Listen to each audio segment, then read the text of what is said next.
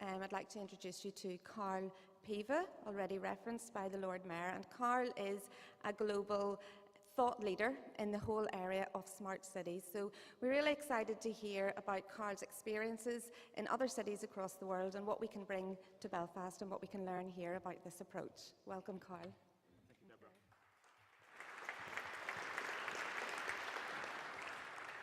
Good morning, everybody. How are you today? Good? I just want to say you have a phenomenal opportunity in Belfast, and I'm not even from here, as you can hear. But I do travel around the world quite a lot, and I do meet quite a lot of cities. And I can tell you there are very few places where you can align the political will with the executive will, with the business side of the equation as well. So you're all going to want to hear from Ronan in a second about all the funds available to make this happen. So I'll try to be brief and short. I just want to give you a sense of what I see is going on around the world in this particular space. And I choose between going the gadget route and the principle route.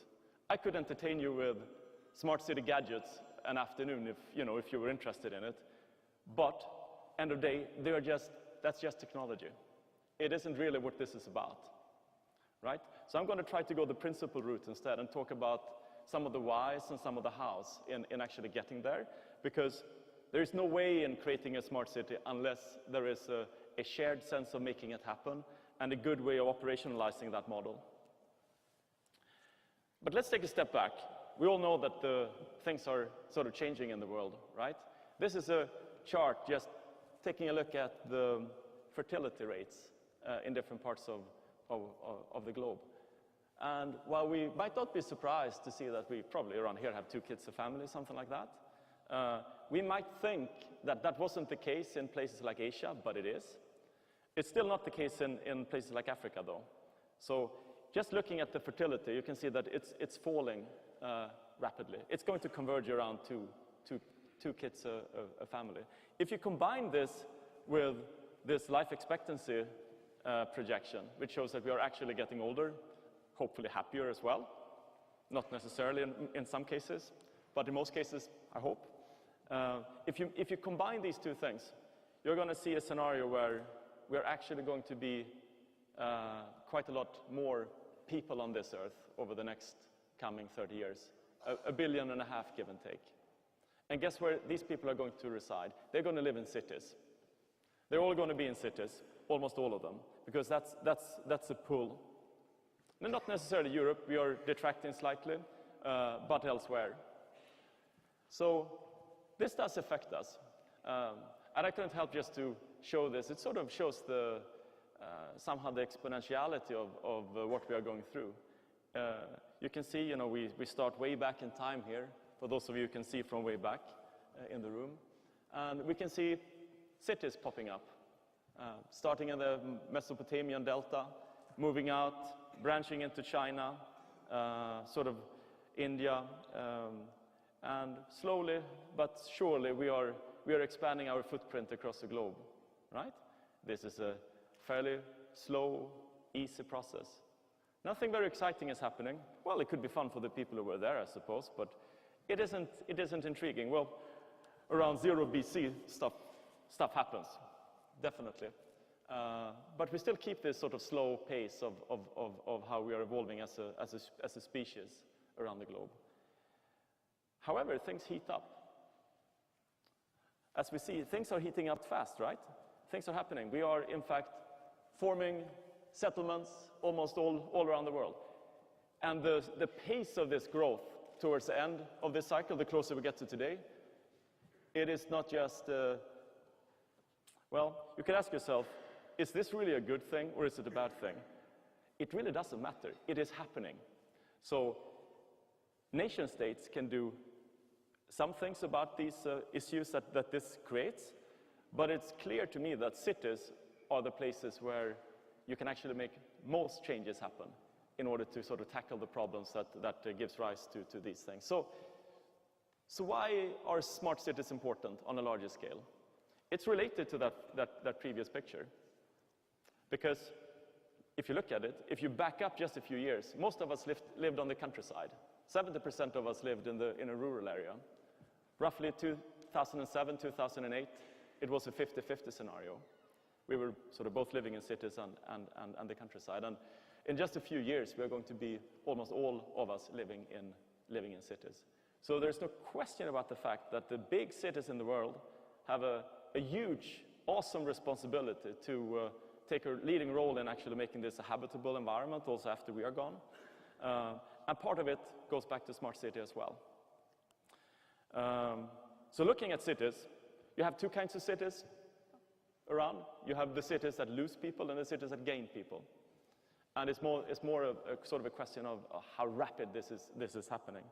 For the cities that gain people on a daily basis, you are faced with challenges like this. You are faced with pollution, waste. You're faced with congestion. You're faced with inequalities. You're faced with all sorts of challenges that needs to be addressed on a political and many different levels of these cities. What is equally true, though, is cities, that's a place where ecosystems collide. You have an ecosystem for health. You have an ecosystem for transport. You have an ecosystem for pensions. You have an ecosystem for practically every aspect of human endeavor. In a smart city, these ecosystems start working together in much more meaningful ways. We break barriers between these ecosystems down. The same goes for, all across the city, not just in City Hall, but also in City Hall. It won't be about having just one department responsible for this, another department responsible for that, and so on and so forth, living in individual empires. All these walls are about to be torn down in real smart cities. Because that's the only way we can liberate the data that can make us wiser and make us make better decisions. So what is a smart city? Anybody knows? I think we all have our own definitions of what a smart city is. And I'm sure you have it here in Belfast as well. My personal definition is close to this one. I view a smart city as a city that exploits the transformative powers of technology and data to actually benefit its citizens, all its residents really, its businesses, and the city itself. So the trick is not focus on the technology side. Far too many people do that today. The trick is to focus on the use of it, the liberation of data. How can you create somebody mentioned the larger pie, and how can we all innovate on top of that? This is also where we can ask ourselves a question: how a smart city can support the Belfast agenda. And there are, of course, many, many things. I've just picked a few of them. I think that the team represented by Deborah has an opportunity to figure out what it is that you can contribute with from the private sector. There is a lot of things that cities are good for. One of the things that cities traditionally don't do well is designing around the citizen. It's usually the city provides a service, and you plaster on some sort of a web interface to it. Turning it around, everything should really be designed around me living in the city. And what can you do to help there? There are other aspects. People in this room, there is no way that cities are going to be successfully executing these smart city strategies as they are being devised by a small group behind closed. That wasn't the case here. Sometimes it happens. You get a piece of paper, a strategy document, and everything else. And then nothing happens. Why? Because you don't empower the people. You don't bring the people along on the journey that you set out to take. And that's why I'm so encouraged by the way you're doing it here in Belfast. From the political side, which is actually quite uncommon, and I'm almost, am I allowed to say it, almost surprised that you managed to do it here in Belfast, right? It's impressive. It's impressive. All the way down to actually establishing the rule book, as it were, and how to get there. Then when you bring the funding into play as well, we have an opportunity of creating something that's much, much, much bigger than just the foundations of a smart city. And this goes back to enabling the community around, who are represented in this room. You all have a role to play when it comes to connecting into this ecosystem. In the forum, we reviewed the concept of the platform business model, which I'm sure you're all familiar with, in the private sector, and we tried to apply it to cities. And we came up with a set of really easy-to-use guidelines around that. But the trick here is just to separate some of the concerns, because we all know private business needs to make money, city needs to accomplish a mission, but if we can all put this on a common platform, as it were, we are going to liberate so much data that can then be used for other creative purposes we can only dream about today. And thirdly, talent is needed. It's probably one of the underestimated aspects of succeeding with this, because we all think we have something to contribute with, but as it turns out, we all have to upskill, we all have to learn new things, and we have to do it pretty fast. I just came from China, as you mentioned, Lord Mayor, just yesterday, together with Erin from Future Cities Catapult, who joined me down there. And I think we were, as always in China, you're amazed by the pace that they have in executing on something. Last year they had just a few million bicycles in one place. Suddenly it's 20 million. Last year they had a few doctors connected to an e-health system. Suddenly it's 300,000 doctors. And you realize that while we are good in having an informed debate in our Western societies, we are not so good at actually making things happen quickly.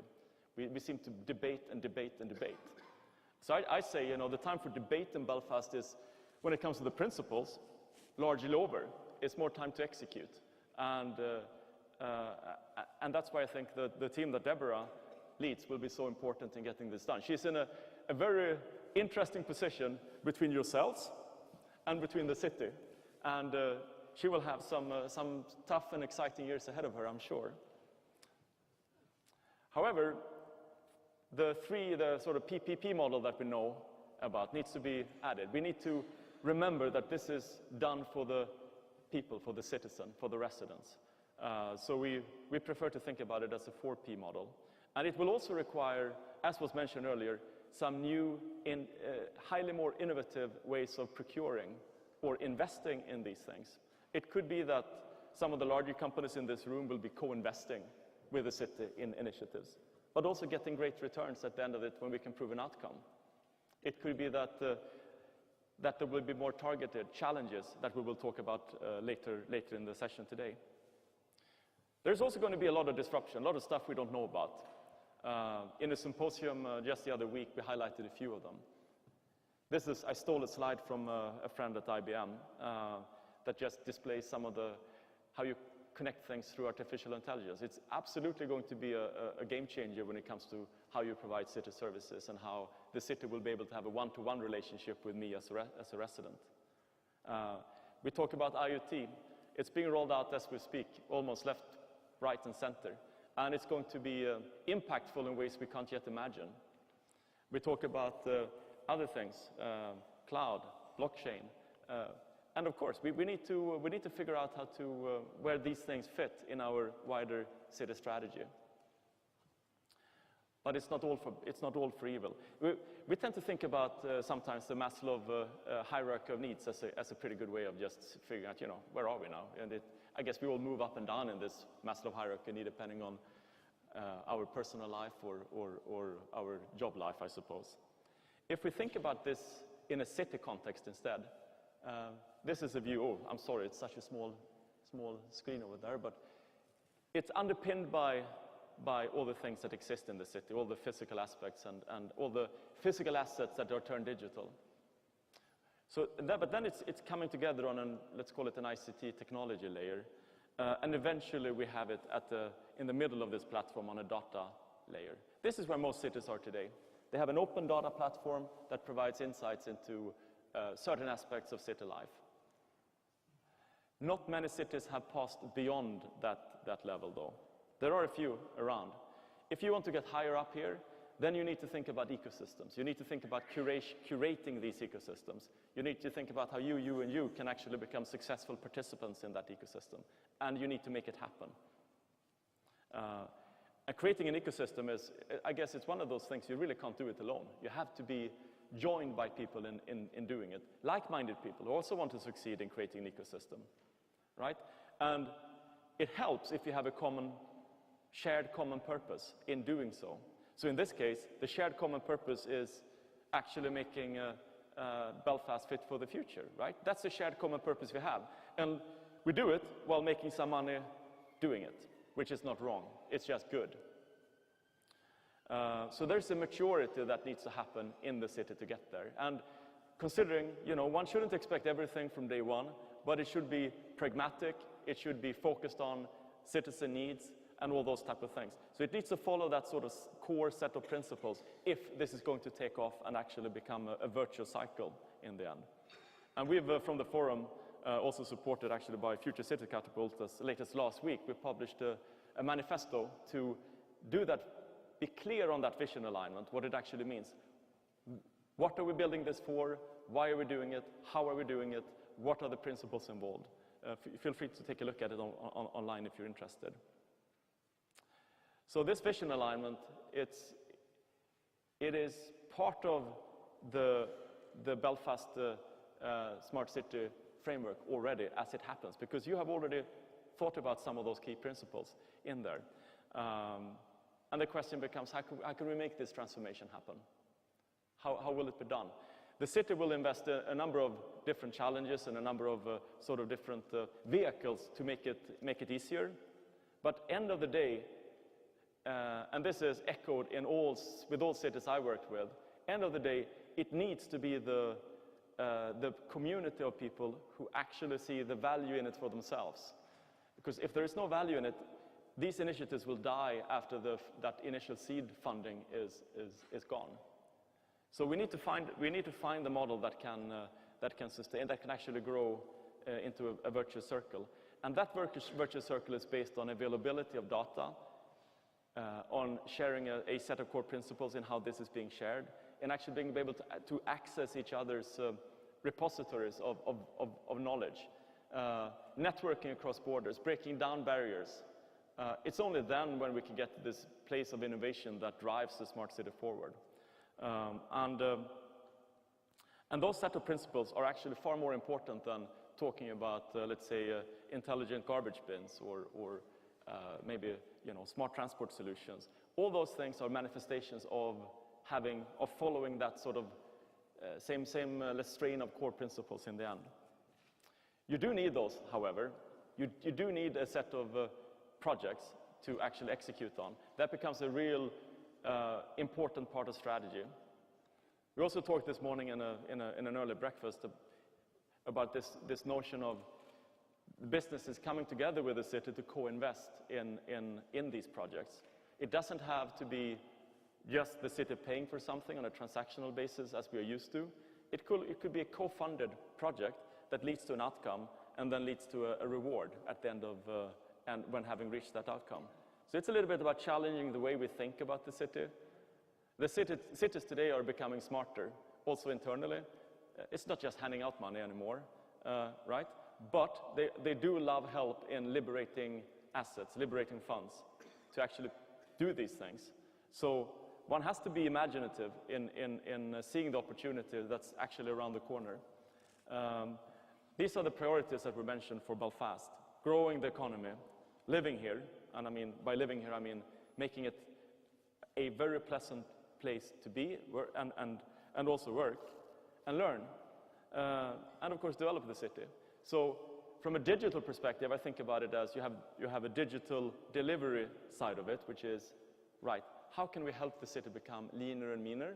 How can we reinvent the business models, the way we do things? How can we turn it around and actually use digital technologies in the right ways? Huge opportunities to liberate funds in all cities around the world in this one dimension. The other dimension is digital enablement. How can the city enable the business community to achieve more? How can it pull together these different things? And how can it actually create opportunity that we can all benefit from in the end? So how can I become a part of these ecosystems? Well, I'd say the first thing is to talk to the people tasked at making it happen and come up with your ideas on how to make this work.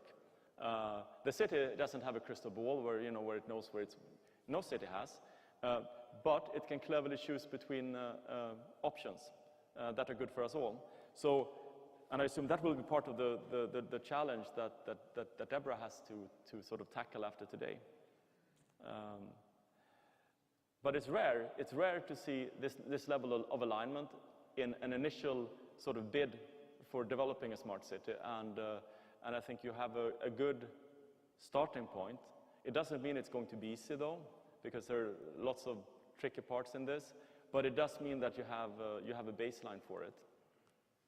And with that, I just want to say thanks for having me here, and wishing you all the best of luck in getting down this journey.